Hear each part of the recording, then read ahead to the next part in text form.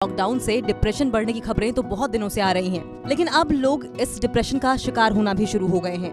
नवी मुंबई के खारघर इलाके से खबर है कि किराए के फ्लैट में रहने वाले टीवी कलाकार मनमीत ग्रेवाल ने लॉकडाउन की वजह से डिप्रेस होकर खुद की जान ले ली। 32 वर्षीय ये अभिनेता अपनी पत्नी के साथ छोटे से फ्लैट में किराए पर रहता था। देश में लॉकडाउन लागू होने की वजह से सभी फिल्मों और टीवी धारावाहिकों की शूटिंग बंद है। मनमीत एक स्ट्रगलिंग एक्टर थे। वो अपने परिवार के जीवन यापन के लिए टीवी सीरियल्स में छोटे मोटे किरदार कर लिया करते थे। शूटिंग बंद हो जाने के बाद उनकी जीविका चलाने के सभी रास्ते बंद हो गए। वो पहले से ही कर्ज में डूबे हुए थे और इस लॉकडाउन ने उन्हें आर्थिक रूप से और ज्यादा तंग बना दिया था। परेशान होकर उन्होंने बीते शुक्रवार को देर रात अपने घर में फांसी लगाकर आत्महत्या कर ली। मनमीत के खास दोस्त और निर्माता मंजीत सिंह राजपूत ने जानकारी देते हुए बताया कि मनमीत पिछले कई दिनों से आर्थिक तंगी से जूझ रहे थे। इस लॉकडाउन के चलते काम बंद हो जाने से उनकी न तो किसी तरह की कोई कमाई हो रही थी और न ही वो लोगों से उधार लिए गए पैसे वापस कर पा रहे थे। इसी से परेशान होकर उन्होंने ये कदम उठाया।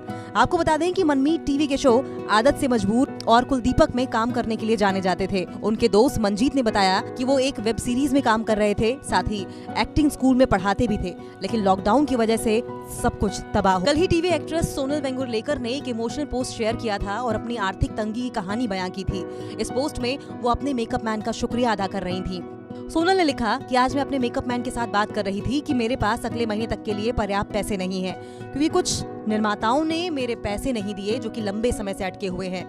मैं अपने मेकअप मैन के बारे में चिंतित थी कि वो इस स्थिति में कैसे गुजारा कर रहे होंगे। उनकी पत्नी गर्भवती है और कई और भी खर्चे हैं, लेकिन मुझे मेकअप मैन की तरफ से जो मैसेज मिला उसे पढ़ने के बाद मेरी आंखों में आंसू आ गए। सोनल आगे लिखती हैं कि मैं सोच रही हूँ कि जिनके पास लाखों रुपए हैं वो मेरा फोन भी नहीं उठा रहे, यहाँ तक कि वो मेरी मेहनत की कमाई तक देने को तैयार नहीं। मैं शॉक थी कि जिन पर मेरे लाखों रुपए बकाया हैं वो कॉल पिक नहीं कर रहे और मुझे ब्लॉक करके मेरे Hey there. Subscribe to my channel. And also press this bell icon so you never miss any new updates.